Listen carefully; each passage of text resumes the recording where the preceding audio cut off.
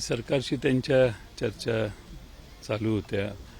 मधल्या 10 महिन्यामध्ये सरकारने काय केलं काय नाही याची माहिती सरकार त्यांना देईल अशी अपेक्षा आहे.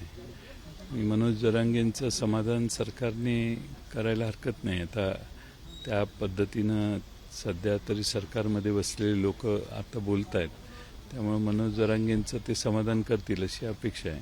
काही धोरणात्मक निर्णय घ्यावे अशा पद्धतीची अपेक्षा जरांगे पाटील करतायत. मंत्रालय स्थापन करावं असं करतायत.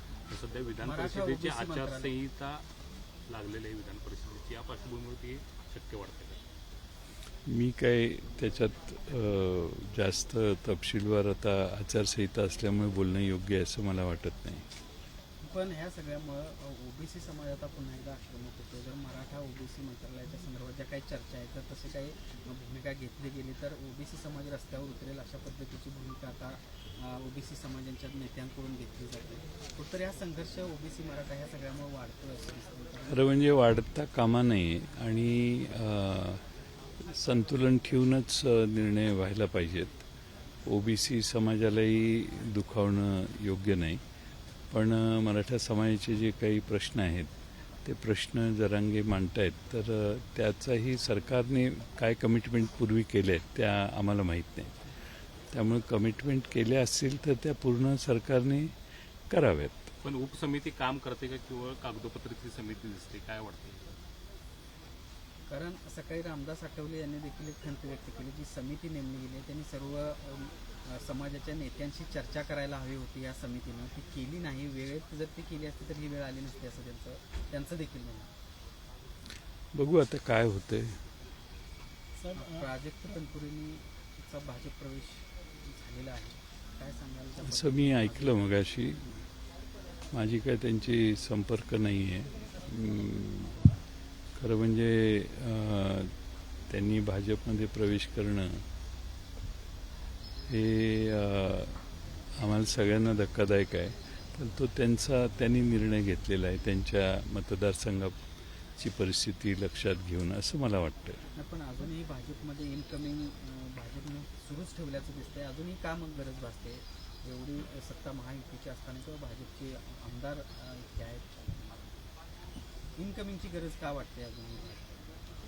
ते तुम्ही मला का विचारताय? त्यांना विचारता. मला काय माहिती. मला माहीत नाही भेट घेतली किंवा नाही. माझा संपर्क नाही त्यांच्याशी. रायगड रत्नागिरीसाठी सुद्धा आता महेंद्र दळवी यांच्या कन्येनं अर्ज भरलेला आहे.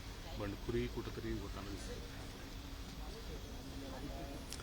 नाही, आता अर्ज भरणं वेगळं आणि अर्ज ठेवणं वेगळं. त्यामुळे ठेवेपर्यंत बऱ्याच गोष्टी होऊ शकतात. पण सोलापूरमध्ये देखील एक अर्ज भरला गेलेला आहे. महायुतीमध्येच मग हे अंतर्गत स्पर्धा सुरू झालेली असं वाटते का? मग कारण ज्या पद्धतीनं अर्ज भरणं आणि मग तो माघारी जरी घेतला तरी मग भरणं म्हणजे मग हा दबाव तंत्राचा भाग दिसतो. काय शेवटी काय आहे, सत्ता असली की नाही की सगळ्या गोष्टी ॲडजस्ट होऊन जातात. त्यामुळे 9 तारखेला विड्रॉल, 9 तारखेला आहे मला वाटतं. किती तारखेला विड्रॉल कधी जेव्हा असेल त्या दिवशी जे चित्र आहे ते खरं चित्र. पण हे एक वाक्य तर कुठंतरी महायुतीमध्ये या विधान परिषदेच्या निवडणुकीमुळे दिसत नाही असं तरी चित्र दिसते का? नाही, दिसतंय. शेवटी 2 वेगळे पक्ष त्या युतीत आहेत. त्या दोन्ही वेगळ्या पक्षांची वेगळी भूमिका असणं स्वाभाविक आहे. आता ते किती खंबीरपणाने ती भूमिका मांडतायत आणि किती नमतं घेत आहेत त्यावर अवलंबून आहे. त्यामुळं पक्षाचं अस्तित्व संपून कॉम्प्रोमाइज जर कुठल्या पक्षाने केलं तर त्याला आपण काय करणार?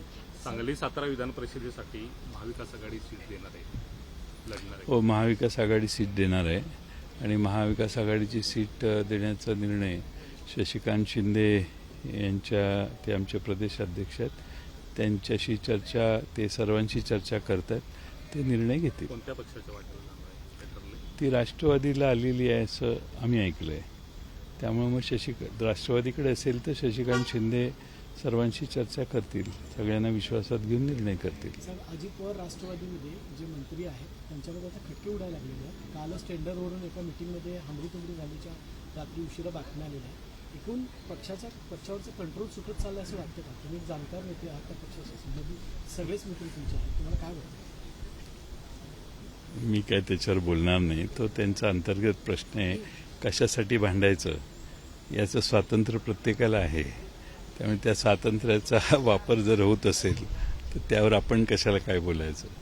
त्यामुळे त्यांच्या पक्षात अंतर्गत आहे आणि अलीकडं टेंडर मिळवणे, देणे, घेणे हे प्रकार एवढे वाढलेले आहेत की हे तुम्हाला कळलेली ही एक भांडण आहे.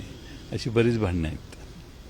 पार्थ पवार यांनी देखील मंत्र्यांना पक्षनिधीसाठी योगदान द्यावं अशा पद्धतीचे आवाहन केलेलं आहे. पक्षाची आर्थिक स्थिती नाजूक आहे. सहकार्य केलं नाही तर राजीनामा देतील तो पक्ष चालवणाऱ्यांचा दृष्टिकोन असतो. तो पक्ष ज्याला चालवायचा आहे त्यांनी यंत्रणा उभी करण्यासाठी काही सहकाऱ्यांच्याकडून अपेक्षा केल्या तर तो त्यांचा अंतर्गत प्रश्न आहे. त्यांनी मंत्र्यांशी जाहीरपणाने मदत मागायची का आत मदत मागायची हा त्यांचा चॉईस आहे. त्यामुळे त्याच्यात त्यांचा अंतर्गत पक्षवाढीसाठी काय काय करायचं त्यांचे काही आराखडे असतील त्याप्रमाणे ते करत आहेत. शक्तीपीठ महामार्गाला विरोध होते. 9 तारखेला कोल्हापूर धुळे मोर्चा सांगितली. सांगली जिल्ह्यातले तुम्ही नेते म्हणून त्या मोर्चामध्ये सहभागी होणार का? तुमच्या भूमिका काय? शक्तीपीठ महामार्गाला प्रचंड विरोध आहे. जुन्या अलाइनमेंटने रस्ता झाला असता तर एवढा विरोध झाला नसता. त्यामुळं लोकांच्या जमिनी हिसकावून घेणे, त्यांच्या ताब्यातनं जमिनी काढून घेणे आणि रस्ता कुठं न्यायचा तर गोव्याला न्यायचा.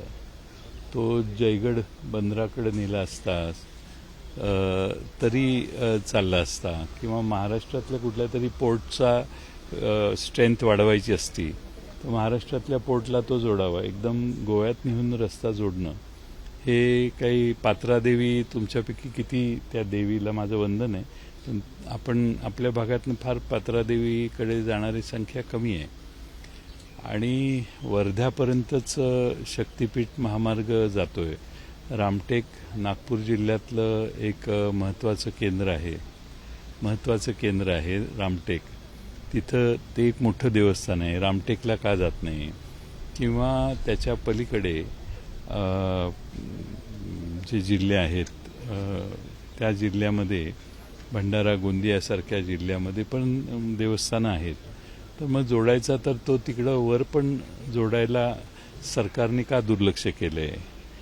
आणि रस्ता होताना पूर्ण डिव्हिजन होते गावाची. 2-2 मजले उंच रस्ते जातात आणि आपण एवढी मोठी गुंतवणूक रस्त्यांमध्ये करतोय. त्याच रस्त्याला पॅरलल बरेच रस्ते असताना हे थोडंसं जरा जादा होतंय आणि म्हणून राज्य सरकारला आम्ही आग्रहानं विनंती केलेली आहे की त्यांनी याचा पुनर्विचार करा. ते किलोमीटरला जो खर्च धरलेला आहे इस्टिमेटेड तो अपेक्षित वाटतो का की काय त्यामध्ये राजू शेट्टी तर थेट आरोप करतात की भ्रष्टाचार मोठ्या प्रमाणात होतो. माझी विनंती आहे की हा रस्ता करायचा समजा जनतेनं मान्य केला तर नितीन गडकरी साहेबांच्या खात्याला रस्ता करायला सांगावा म्हणजे स्वस्तात होईल.